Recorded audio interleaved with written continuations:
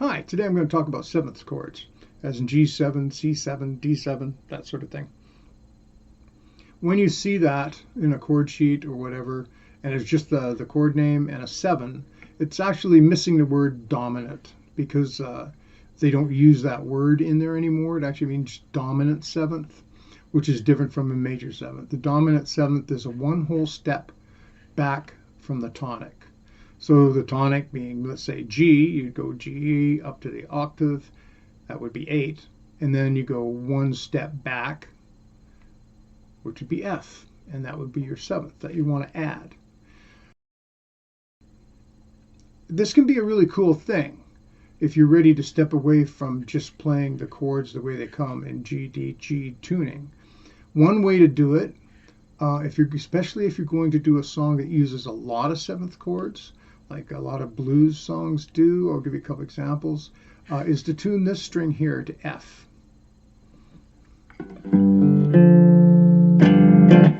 And that gives you that sound there. In a song like Mustang Sally.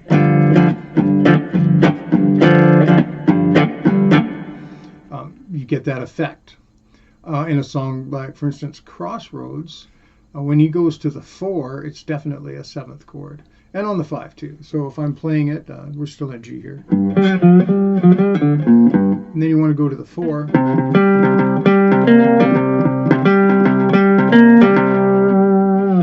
It comes in really handy. And you can use the 7th on the 5 as well. And also gives you a lot of Johnny Winter's licks.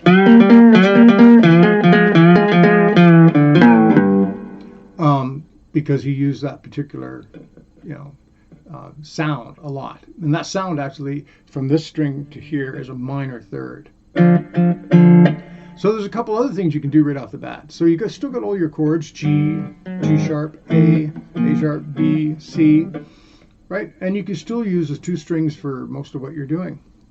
It's just if you're playing a song and it has a 7th chord in it, and let's say we're in the key of G and it has a D7, you're strumming along.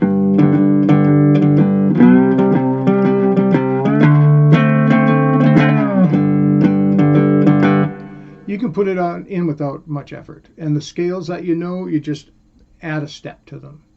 That's really all you need to do. The other thing by tuning this way that it gives you is you can get a little hint at a minor chord, right? Like if you're playing something like, we're in G, and we want to go down 3 steps to a minor chord, well, we can do that. Here's the G note here. And that gives us that kind of minor sound, right? That would be like an E minor. So it's the 1st and the 3rd of an E minor chord. Which means, like, if you're doing a 50s thing, like...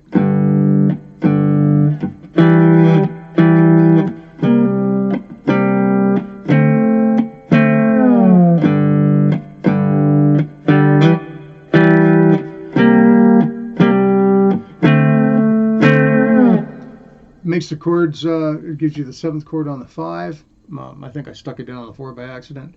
And it gives you the sound of the minor chord. So it's really, really useful. And it's not too hard to just tune back up.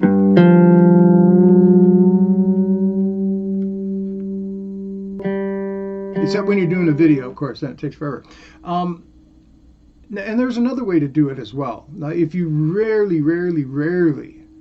need a 7th chord, but you would like to have that option, you can do it. Once again, we're talking about, it's a whole step back from the tonic. So let's take D7. So we're up here in D. So this note's D. This note's D. So a whole step back would be 7. You can play that with your 1st finger. It doesn't work if your slide's on your 2nd finger. Well, maybe it does, but it certainly doesn't for me. So you put your finger here. Now you'll notice that note doesn't last as long. So if you're doing something really sustainy, it might not work so much. And this is a poplar neck, so it's not very hard. So if you have like an oak or a rosewood, something harder, you will get more sustain when you play fretless. So you hold that note and you put your slide over these 2.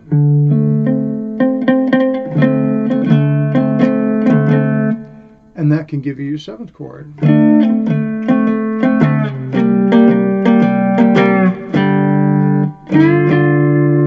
That's another way to get a 7th chord. Here's the G double octave. So that's an F.